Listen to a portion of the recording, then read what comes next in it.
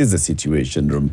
We're live on KTN Home, on Spice FM, on YouTube, and on Facebook. And we are gearing up for the 29th of October, 2023. Yes, we are. It's Kenya's largest single-day athletics event. And it's the Standard Chartered Nairobi Marathon taking place, kicking off from Uhuru Gardens and then running along the Southern Bypass, doing all sorts of fun stuff, 5 km, 10 km, 21, and the full marathon taking place on that day. It's a special one because it's the 20th edition of the Standard Chartered Nairobi Marathon. And what you need to do is log on to www.nairobimarathon.com. 2,000 shillings is what's going to set you back for the registration. But as you get all your paraphernalia, just remember that some of that money then goes towards the Future Makers program. What does that do? It ensures that young people, especially girls and people living with disability, get to learn, earn, and grow. Register today, start training, and get your shoes on for the 29th of October. Like that. Indeed. Kabisa. One person who I think will be running is Aaron Cheruiyot, the senator for Kericho County, Senate Majority Leader, who's our guest. Good morning. Good morning. Good morning, team. Very well. Yeah, I will be running. You will be. Previously, I used to do the 21, but the last 3 years I've had to do 10 because it's run on the end of October, and every end of November, early December, we have the East African Parliamentary Games, and I play football. So unfortunately, after the 21, it takes a while to recover. It does. And that's at the peak of our preparation for the football matches. So the coaches restrict me to 10. Otherwise, I can do the 21. You will do the 21. Yeah. So you just do the 10 this year. All for the last 3 years, because at least with that one, with a day's rest, you're fine and you're back to football. Right. Because that's my favorite sport. Right. Yeah. You know, at the Devolution Conference, parliamentarians beat governors. Watu wa bunge hapana mchezo, senators. But why do you make it sound as though it's surprising? Are you told what happened? we were out in Nakuru. One of our colleagues had lost their spouse. Yeah. So I requested that let's start the match at 4 o'clock because we needed to finish the funeral in Nakuru, then fly to Eldoret. Yeah. Because they are governors who've been with us in Senate and they know of the scoring prowess of a senator for Kericho, they insisted that the match begins at 2 o'clock. So by the time I was landing, the match was over. And they later confirmed, by the way, and said, when you were told there's a chance that you'll delay, we said, can the match begin now? Tuanze. Without Messi. Good to have you here, Senator. Yeah. And you haven't been here since you became the majority leader of the Senate. Really? Yeah. No, Eric. I think I have been here. No, you haven't. Oh, my You've goodness. been with me on KTN, but yes, not yes, on yes. Spice. Not on Spice. Oh, yeah. Oh, It's a apologies. travesty of the utmost proportion. Of great proportion. Yeah. But Karibu. Asante It's sana. good to have you here. Good to have the leadership of the Senate with us. Yeah. As we are looking into 1 year since William Ruto and Rigathi Gachagua took their oath of office and the relationship between the executive and Parliament. City has the day's proverb. This week's proverbs are from Sierra Leone. Sierra Leone. Yes. To try and fail is not laziness. To try and fail. is not laziness. Okay, that's a good one. I like it actually. What's your interpretation of it? That if you try, you'd rather actually fail while trying something than just sit out and say, oh, I don't think I'll make it. Because that's laziness. There are many things that people have achieved, not that they set out knowing that they'd achieve, but they were just trying and things worked out. Yeah. Very good. That's a good one. Yeah. As we get into the conversation, you are from Kericho. Yes. Kericho Chai. Chai Kericho. Yeah. Same was up. Uh-huh. And this is where you feed the entire country with chai. Yes. Now we have a partnership with Brookside. We are also talking about chai hapana tu chai, maziwa, Must have milk. dairy best, Yes. long life milk. Yes. I'm sure you've seen it even in your own area and constituency. Yes. This is the one leading long life milk in the market. Ah. And we talk about it being creamy. I'm sure you like chai, With a good cream. maziwa, Yeah. and a chai, and then it's Kenyan tea, boiled. There's nothing like a good cup of tea, actually. Never. You can never replace it. Never. And it's the one thing I see people struggle with when they travel out of Kenya.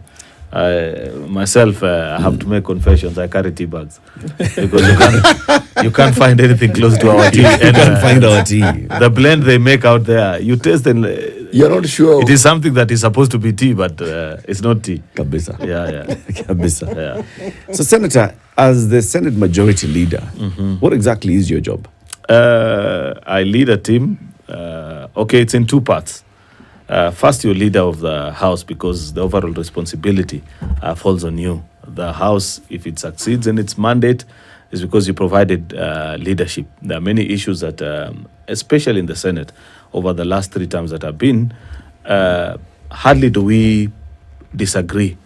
There are more often than not the times that we agree on whatever legislation that is before us and we pass it because our view on things actually, there are things that senators mostly are keen on when any legislation comes before us. What is the place of counties? How will the county governments benefit? Are they represented? If it's a board that you're creating, will they have a voice that will be heard enough? So generally, it's hard to find senators disagree along party lines, but sometimes we do. Because this is politics and there are 1 or 2 reasons, or when the climate is not so good outside there, you feel it permeates into the House most of the time. Like even in this term, there are many things which we have disagreed on, not necessarily because we needed to, but you can see it's nuanced by the politics, the toxic politics that was outside. But ever since things mellowed a bit out on the political field, you can see hardly do you get opposition on things purely on political basis. If people oppose, then it's on a principle and something that they do not agree with. That's number one. Secondly, of course, is that if you're not able to achieve that, then you retreat back to the team that you're leading, which is the majority side. And on the majority side, I think 2 senators shy over 2/3 in the House. So I think I'm in a slightly more comfortable place than my 2 previous colleagues who led a Senate that was very thin. Previously, the split in Senate was almost 24-23 and I think 25-22 in the second Senate. What is it this time? This one is about, that's in terms of delegations. It's about 29, 47 minus 29, 29-18. So it's a bit better. In terms of delegations, and sometimes we even cross over to 30 or 31 if you have to split on party lines and the delegations that you have. So you have a bit of comfort there, even if you have people that are missing. You know how Senate votes, and this genius of a constitution, something that I really celebrate, the equality of the vote. The senator for Kiambu with his 1 million people carries the same weight to the senator for Lamu Isiolo with the little number of votes that bring her to the Senate. But because of the unity of our constitution and how the constitutional design, they each have only 1 vote. And that to me has been a genius, because there are many times that even when majoritarian views want to force certain positions on people, they remember that they'll still not be able to marshal the requisite 24. And that helps us keep us as a country. But still, the 16 or so nominated ones don't have a vote. They don't, unfortunately. It's a constitutional design. They don't have a vote on matters that are declared as affecting counties. But on procedural issues, reports of the House, and many such things, they do vote. And why was this thought this way? I think it's because of the principle that I've just explained, to make sure that each of the 47 counties are equal. You know, the 20 nominated colleagues of ours, they are spread out not evenly. You find a county like Nairobi perhaps has 5-6 nominated people, and say a county like Kericho that I represent, we've never had a chance to have anyone nominated. So if you give them the power to vote, then it means that there are certain counties that will be disadvantaged, and that's not right. That's not what we intended. We want each of the 47 devolved units to feel that they are at the table equally and they are represented. So that's a reasoning behind them not voting on matters that are declared to affect counties. Sorry. No. From an oversight point of view, and coming into Parliament about a year ago today, how have you seen that progress has been made from the specific work that senators will do usually when the campaigns are on and an individual such as yourself is asking for the vote to be a senator, we don't usually look at the senatorial position in concert. We look at it as an individual. But now looking at the country as a whole, especially when, you know, the government of President William Ruto has talked about a one government approach to so many things. It doesn't matter whether it's state officers, looking at parliament, looking at how these works will be carried out. How have you seen that the role senators are playing in this government, in this particular dispensation, has gone over this year? Well, I'd say a year is not sufficient for me to pass a proper judgment or account of how we have performed in terms of oversight as Senate specifically, and then maybe a bit later as Parliament generally.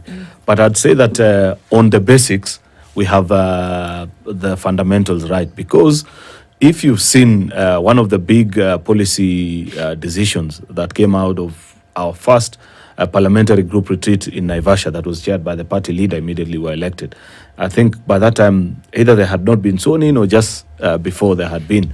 The first resolution was that we must find a way of amending our standing orders for members of a cabinet to appear before Parliament. At that time, in fact, to be sincere, I held a different view. And when I spoke to at the PG, I said, I don't see much value in it. I think there is more value in them appearing before committees, just as is traditional in our presidential system, and leaving it at that. But then there are others who agreed with that proposal, including the party leader and a few of our colleagues. So that proposal carried the day. And of course, once a decision has been made at the parliamentary group, my position is to come and push it through Parliament. So we did an amendment to standing orders of both houses, and goodness me, it's been one of the best decisions that was ever made, because I've seen colleagues take on cabinet ministers on very many issues that affect ordinary citizens, because much as you come there maybe to answer 3 or 4 questions that have been previously filed, the direction this thing has taken is that it has gained a life of its own, because the minute you have a minister for, say, interior there, they'll respond to the first 3 questions. That's by tradition, the questions that they have been asked. But then the Speaker, and in our standing orders when we amended it, provided in the regulations for cabinet secretaries to appear for something called supplementary questions. And that's where real work happens. Because now somebody rises and says, I'm Senator for Bungoma, in such and such a polling station, police station. These are the issues. What are you doing about it? And you know, I've seen ministers, because they come with a whole retinue of people, all those minders and people from the ministry, turn to them and say, oh, do you know about that issue? And they've been put in very awkward situation sometimes, because you can't tell Parliament, I don't know, if you don't know what are you doing in office. So I see even the jitteriness with which cabinet colleagues, because they know me, many of them were our colleagues, we were together with them in Parliament, or we've met along the course of work, and they'd call the evening before and say, hey, what else do you know that is... What are you hearing? What else are they likely to ask? Because you are live on camera, you're before the nation. The president has told them in clear terms that there is no day I will save you from Parliament. If there is anything that you can never run away from, is accountability before Parliament, because those are the people's representatives. And therefore, I've seen many issues arise that either had been reported in the media, or people know have been raised to them individually by their constituents, and they've taken ministers to task. And this is from all, I think at Senate we are left with only, I think 1 or 2 ministers only who are yet who haven't made an appearance. But do you get sufficient action? So there's a question that, you know, that supplementary question. Say Senator for, like you said, Bungoma rises up and asks a question about a certain specific police post in a certain village. Just by asking it, do you get action? Do you get a solution out of it? It depends or on is the, just it depends on the what I have seen. It depends on individual minister. And the beauty is that if as a minister you come before the first time, you're asked and you give the usual, okay, I was not aware, but let me look into it and come back to you. You know, now it's upon you as a minister to be diligent enough and know that there is a representative of the people who ask me about a particular issue. I see many of them, the diligent ones. They find ways of getting back at the people who had asked those questions, either by writing to them or even sometimes by a phone call and say, Senator, I've checked with my people, but I don't think what you're saying is accurate. Then no, you're being misled. Can you ask them about A, B, C, D? Right. And some of those things have been resolved. They are the not so diligent type as well, who will think that, because it's the end of the session, I'll not look at it. The problem is, subsequently, when they appeared before the House, they found themselves in very, very difficult situations because already there is a preset mind that people have about you, that you just come to, you take Parliament for granted. The response that you give, it is, there is a sacred nature that parliamentarians treat interaction with the executive, Right. to the sense that when you're responding to them, they expect that, number one, what you're saying is accurate to the best of your knowledge. And at no way should you either mislead or seek to just get away with a particular situation. Because even us, as elected leaders, our accountability mechanism is the most difficult. Because if people raise an issue with you and you disappear, there's no problem. They know that 1-2 years down the line, you'll be back in the same village. And they'll say, Utarudi Mheshimiwa wewe, hata hakuna haja tukwambie shida zetu. Ile ingine tulikuambia, there's nothing you did. Yeah. And that's the worst thing that can ever happen to you as a political leader, where people no longer come to you to share with you their problems because they've given up and they've said, huyu hata ukimwambia, there's nothing that they're going to do. And you don't want to be in that place. The strength of you as a political leader is that when people know that when we call Eric, when we call CT, be assured that within 1 or 2 weeks, that thing is sorted. Movement will happen. And that is what people seek to draw out of these interactions with cabinet secretaries. The other thing is there are policy pronunciations also, or directions that cabinet ministers either make at cabinet or in whatever, within even the rank and file of the ministry. When they come before Parliament, they are taken on and by people holding different view, and you'd find a particular member. Let me give you an example. For example, in the housing fund, much as we didn't consider what is it called, finance bill as Senate, the regulations that subsequently do come to the houses, people make pronouncements and what has been done. There are people who are from the building industry who are in Senate. When the minister appeared, they were taken to serious task about what is the cost per square foot that they are building on compared to what the industry average is within certain cities. And I remember for Nairobi, the price that was being quoted was, I think, 38 shilling per square foot, while the price that was, if you work out the calculation of what the ministry was giving, was somewhere upwards of 51 or 52 shillings. And therefore, the minister is being taken to task. Number one, the developer has had to buy land. You're building on land that government has and yet yours is almost given double. Number two, you have economies of scale. You can actually get materials at a more discounted rate, because if you walk to Simba Cement or Tough Steel for the steel that you're looking for and negotiate for a unit of maybe 10,000 houses, they'll give you better rates than what you can get in a single hardware. Out of that interaction, meetings had to be done. And I know that now they have reviewed the rates further downwards.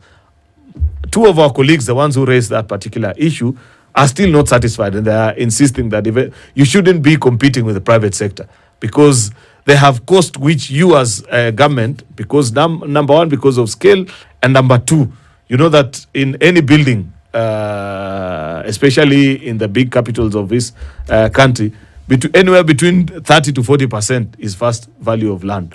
Something which government is avoiding, because all these affordable housings, they are being built on public land. And therefore, such interactions, they force ministers back to the drawing board. And they know that you're not just appearing before people who will ask you simple things and disappear. They are professionals. They are people who understand certain things about the industry or the thing that you lead. I know others even on bills that are now presently before the House on universal healthcare. There are certain proposals that have come before us. And fortunately or unfortunately, there are people, number one, either who've served as governors, so they know the human resource challenges in the health sector in the country, or even as health professionals as well, who know the challenges that exist and how it needs to be addressed. And So sometimes it's all about accountability. yes, It's all about, and the president has then said, I have this team of cabinet ministers who are helping me to deliver. Yeah. I want them to be accountable to the people. yes. Is it, blanket on everything that the executive is doing, that Parliament is very keen on pushing for accountability, or is it on those ones that have already been passed? For example, can we say that all the members of Parliament who voted for the finance bill, for example, supported the housing fund wholeheartedly? The thing with Or that, are there areas where we can say that there are members of Parliament, for example, who are in the majority side of the National Assembly or the Senate, who have a contrary view, but they don't express it? as is the case in Parliament, what I have seen over the years is that even when people have certain positions on particular issues, how decisions are arrived at, because if it was left for everybody to have their opinion on anything, number one, these are politicians. Number two, they are So not they can experts have on an every opinion, field. no? You will have 45 different positions on issues. So what normally happens, and what I have seen with the administration of President William Ruto, how we make decisions, is that there'll always be a parliamentary group meeting. And believe you me, and in fact, maybe this is a challenge that I need to pass over to him, that at our next parliamentary group meeting, when we are about to make a decision on something that is of great national importance, we should do it in the open with media presence, so that people get to appreciate the level of debates that go on. Because normally, when we have our parliamentary group meeting, we'll have the party leader, his deputy, then the two leadership of both houses, and either I or Ichungwa will open up the floor and say, thank you for inviting us. Members, we're here because, there's certain business that is before us. We know that many of you have different opinion on it. The floor is open. And but before we begin to share the views, here's a presentation from the perspective of Ministry. Like now, when you're doing housing fund, P.S. Hinga and his team, they were given 5 minutes, or was it 10? They presented the whole concept. Now then the floor was open. And people said all manner of things. Why People they are think asking it will not questions. work, blah, blah. It's a very elaborate process. Then finally, a decision is reached. Once a decision has been reached, that's the essence of a political party. Because once you have taken a particular direction and said, good people, we think for the good of our people, and to carry everybody on board, much as you may disagree with one concept or the other, this is a direction that we are going. Then you'll find that everybody aligns and say, okay, How I is had that decision reached? Is it by vote? By yeah, acclamation, it's by vote most of the time. And I'd see people, maybe we have never taken an individual vote on any particular issue because the split hasn't been much. Because most of the time, after speaking and listening to what is the thinking behind a particular policy proposal, then you'll find 70-80% of people say, okay, I'm convinced. It's interesting that you say that, Senator, because the perception out here, and that's why I think it's very important what you said about making these things public. Yeah. Because there are two perceptions here. Number one, that it's going to be shrouded in secrecy because the rest of the world should not be privy to what's going on there. Number two is that the head, the executive, in this moment, the person of the president, wants things to go a certain way. And by virtue of the fact that everybody, whether parliament or otherwise, is under the president and is a member of the party, will toe the line without thinking on an individual level, without debate on an individual level, but that so long as the president has said it, Aaron Chariot, Kimani Ichungwa, everybody else will toe the line. Would you disabuse that notion? It's a notion which people have carried for so long, even before he's president. I don't know, because of his personality, that people feel that he's a strong character who, when he takes a particular position. What I know, having served with William Ruto, the man, and even eventually now as president, is that his decision-making process, and I say this 100% the truth, ask anybody who's served with him, is very consultative. Even from our days back as an quasi-opposition outfit, many of the times that when there were critical decisions to be made, he'd open the meeting and say, okay, these are the issues, what do you people think? And people will argue, sometimes deep into the night. Out of maybe 10 or 15 such meetings that I've attended, I can pinpoint maybe 1 or 2 at most, that eventually he still held on to a particular position and say, okay, I've listened to you, but there's something that I can see that you people don't see. Allow me to pursue. Then people will say, okay, we defer to your leadership on that. But the 13 other times, he's been convinced otherwise, or people have agreed with whatever he was proposing. I see that even in presently in this administration. Rarely does he force us a particular position and say, oh, this is what I need. In fact, the only pressure that I've had to endure from William Ruto serving as majority leader and him as our party leader and the head of executive in this administration, sometimes is the issue of time alone. And you know, there are bills that take inordinately long and say, oh, there's a certain project that you want to initiate, but the law is stuck in parliament. How long before you conclude? Then you say, maybe give me 3 more weeks, and say, no, 3 is too long. Can't you make it in 1.5?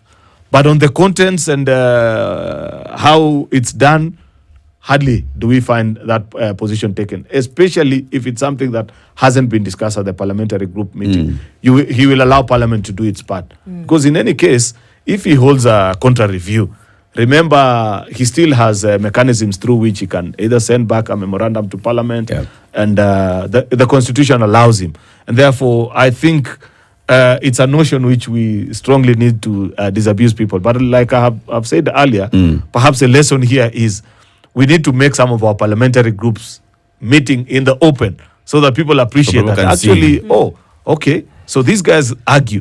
It's not that he gets the meeting and say, barabara ndio hii, kila mtu tingisha kidole na tuende mkienda hiyo bunge mpige kura namna hii.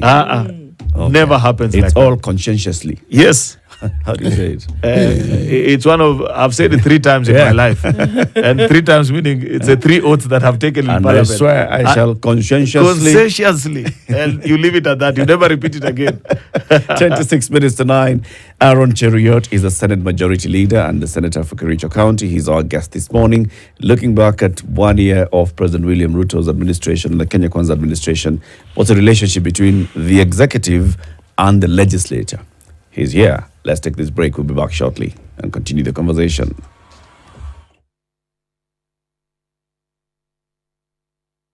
This is the Situation Room, the only way to start your day. I have a brother. He was a pilot. He was laid off. He came to a policeman. He messed up. He went from a pilot to a policeman. The platform to package your content for public consumption, market it, and put money in your pocket. How are we different? We offer distribution and data services with amazing benefits that include real-time detailed sales reports so you can see how much money you've made at any time. TV, radio, and newspaper advertisements and interviews to push your content and grow your brand. How does it work? Your content will be purchased through simple mobile channels that will bill via M-Pesa straight to your fans' mobile phones and gadgets. Call us for more information on 0706 300 850 or email kminer2@standardmedia.co.ke.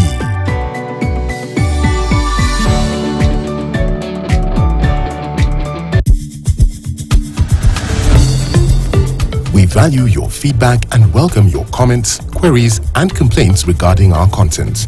You can get in touch with us on SMS 22151, call 0719 012 450 or 0719 012 090 or email feedback@standardmedia.co.ke, or you can send us a letter on Post Office Box 30080-00100, Nairobi, or deliver it to our offices at Standard Group Center, Mombasa Road, Nairobi.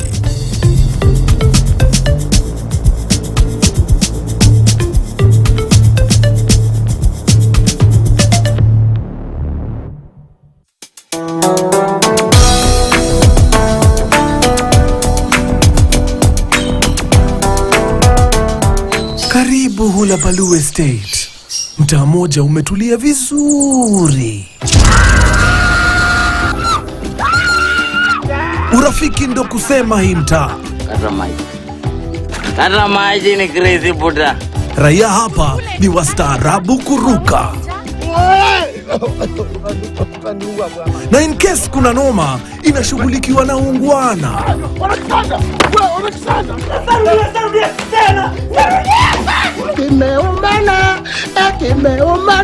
So anytime stress ikiingia, Utafanya nini?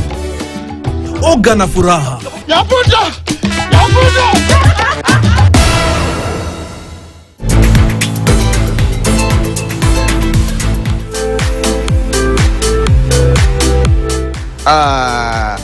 Number one key is patience. Number two is consistency. Everything is a process. You can start small, like we never started with the aquascapes, but here we are today. At least we can do something magnificent, something beautiful. Just be patient enough, be ready to learn, be consistent in whatever you do, and above all, believe in God.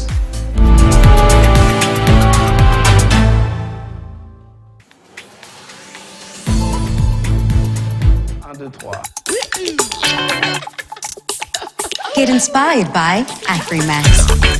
A continent bursting with creativity. Meet artists, designers, and cultural icons. Discover African lifestyle and culture as diverse and exciting as the continent itself. This is Afrimax.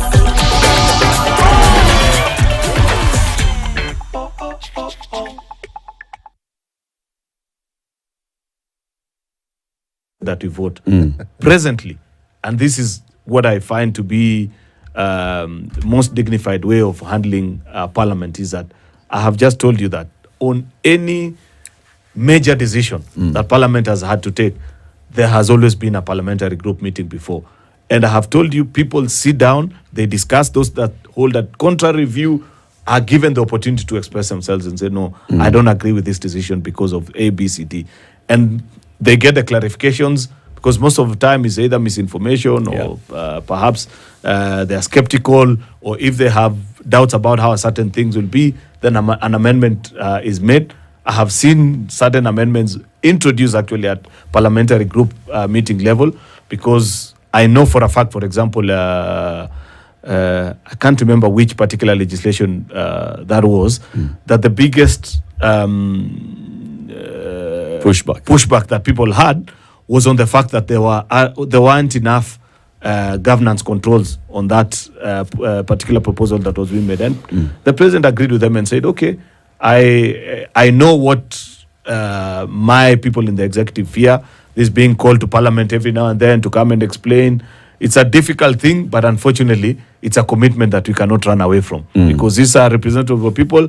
The reason why people don't want to give us their money. It's just like on this finance bill.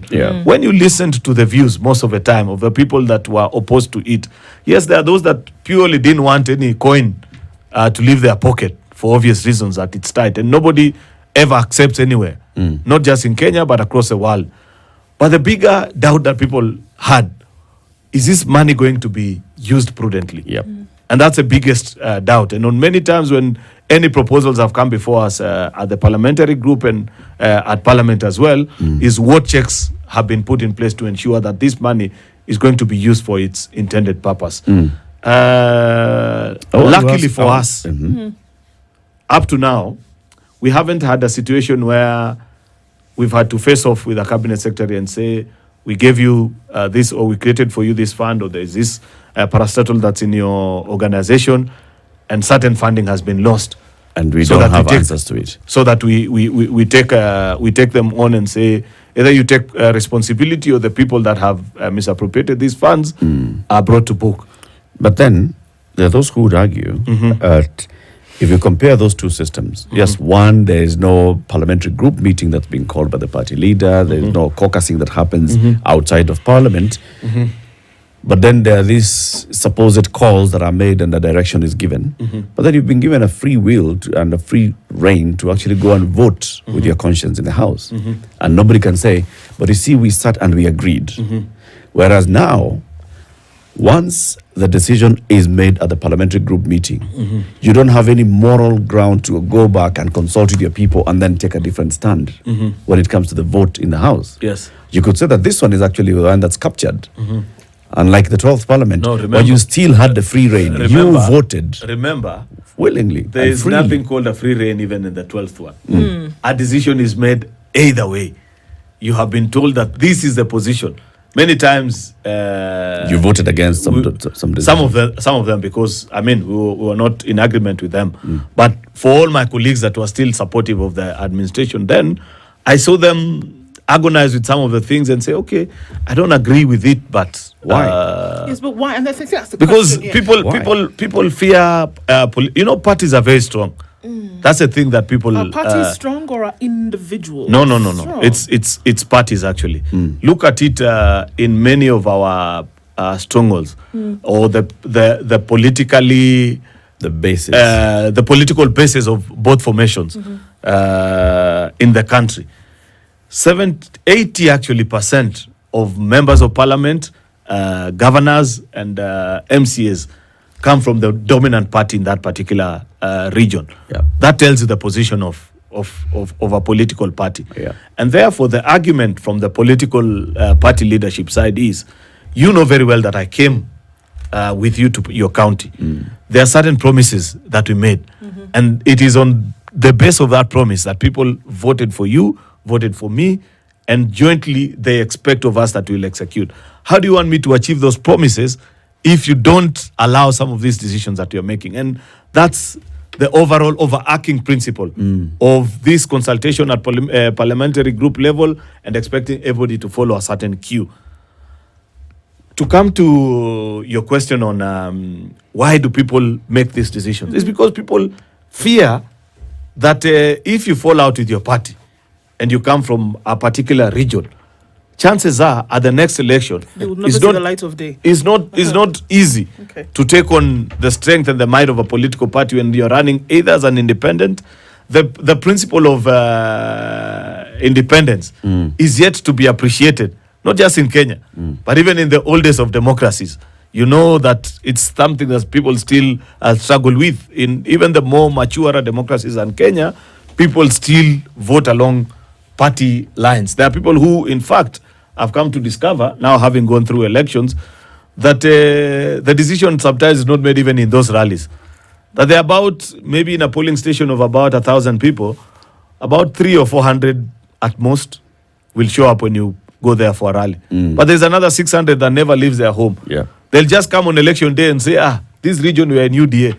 So they'll ask for the ballot paper and they'll just tick UDA. They don't even know. Many times I meet even young people in this city and they ask them, do you know who your MCA is?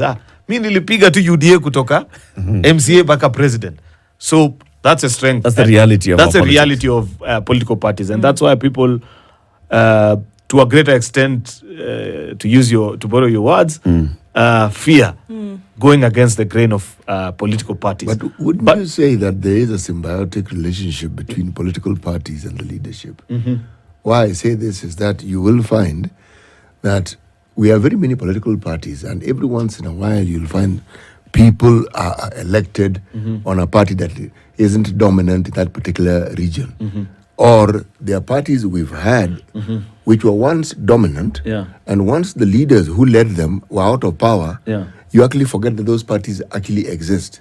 So it is this nexus that we speak of as being something symbiotic. The leadership of the party and the party, you would argue they're synonymous. That's true. Because if today, think of the dominant parties.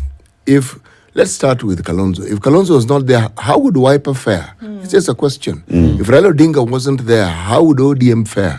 If William Ruto wasn't there, how would UDA fare? So, and you have a live example in the form of Jubilee. Yes. Jubilee had 200 plus members of parliament in the 12th parliament. Yes. The minute William Ruto and his team left, they now have 20-something only, Yes. while UDA has upwards of close to 200 members of parliament. So there's truth in what you're saying, City, that still as a country, there's a place for the party leadership, that people follow certain leaders, and the direction that they take, they carry with them their influence. And I guess that's part of also what people fear. Yes. Yeah. That there are certain Absolutely. leaders, if you're not with them, then it's you're difficult. against The them, few and it's people that you difficult. say can be elected, those are the outliers, so to speak. But there are maybe 1 in 100. They're few. They're very few. it's- And many times they don't do it, maybe 2 times at best. If they do it 3 times, the 4th time they're out. They're out. But also, there's another reality you can't run away from. You see, how do you become a leader if you cannot lead? How then, even if there is consensus, can you become a leader if there is a position that you cannot take and let it be known that that is a position you've taken? See, if we go by our political lived experience, unfortunately, when you had a one-party state, the thinking then was the party was the president was the party, the president was parliament, the president was the judiciary, Yeah. because after all, it's the president who appointed members of the judiciary, appointed literally. Yeah. Now, if that was your lived experience, and then you look at our cultural upbringing, and the very concept of leadership and who it is in our psyche we think a leader should be. Leaders are people who we expect to take positions and essentially tell us what to do. Yes. So now, you bring in the enlightened democratic process that we're talking about, and you're talking about parliament, and people are debating.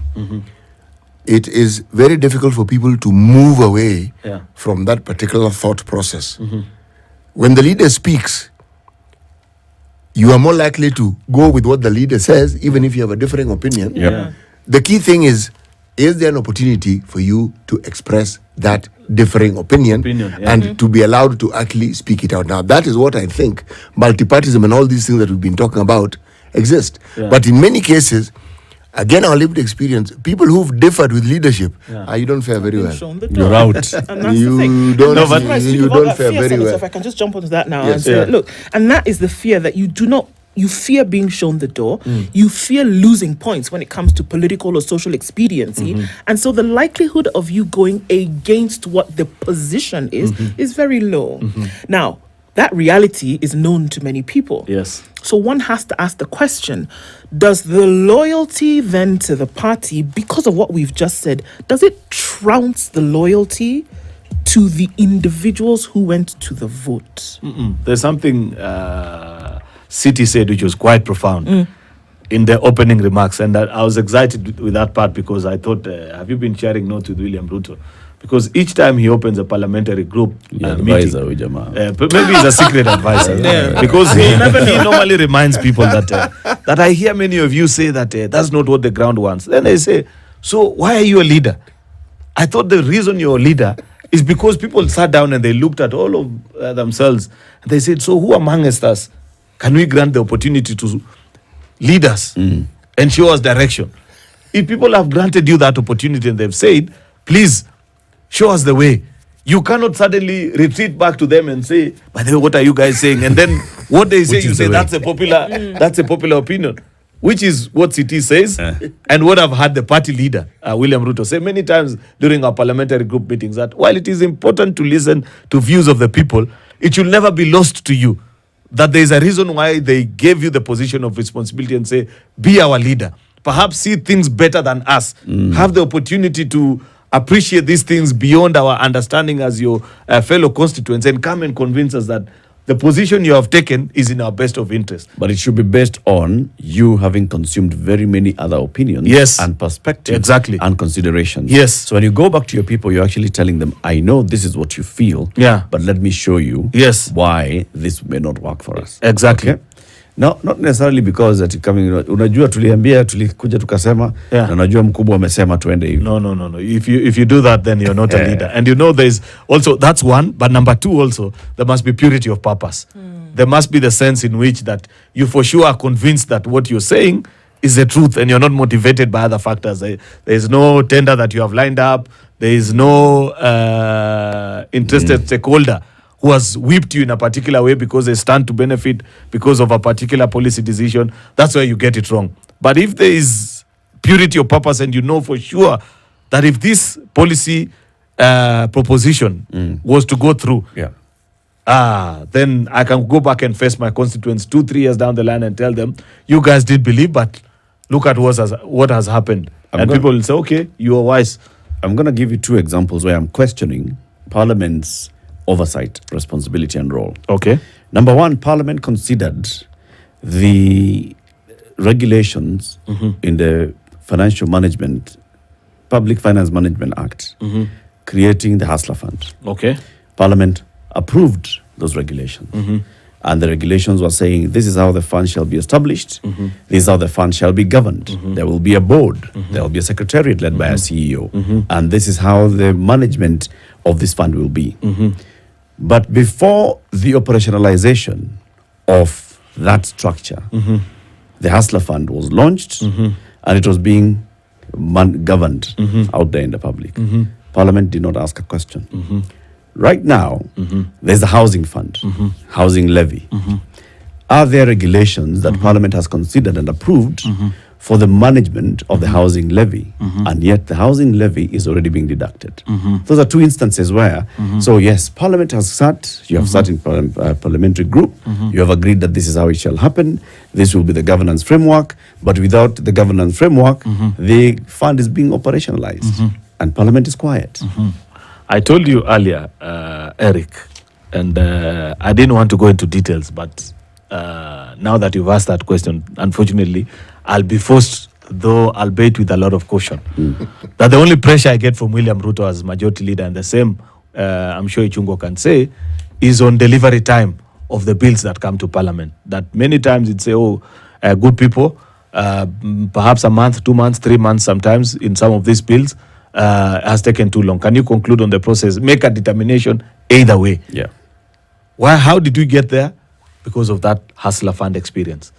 That people raised the similar questions that you're raising. That by the time Parliament was considering those regulations, already there had been a launch and many of these things had happened. Then later on you come to rectify and you said, that's not how we want to run this administration. And from Parliament's point, when we put down our foot, since then, nothing similar has happened. The housing fund that you're mentioning, remember, it's deduction based on the Finance Act. The regulations that we are awaiting, that I have told you now are in the process of being concluded, and that I've told you we had a serious debate about it in our parliamentary group meetings. And there were amendments. I've just given you one of the factors that was amended on cost per unit and why it needed to be brought down and the calculations. That will dictate how the program will eventually be rolled out, the funds that are now being collected. But as it is, I think with 2-3 months, I think 2 months now collection, this will be the third month, nothing has been expensed. I'm safer. So how do you know because this? I know this because for a fact that there is no program that has been funded directly out of the collections of this levy and issued out and say this is a process or these are the proceeds from the housing fund. Because as it is today, the accounting officer, who's the permanent secretary or whatever board that will be created by regulations, doesn't have the instruments to access that particular funding. What is being done right now, which is a fine thing, is that the fund is being built to get to levels where, I don't know, I haven't checked how much was collected.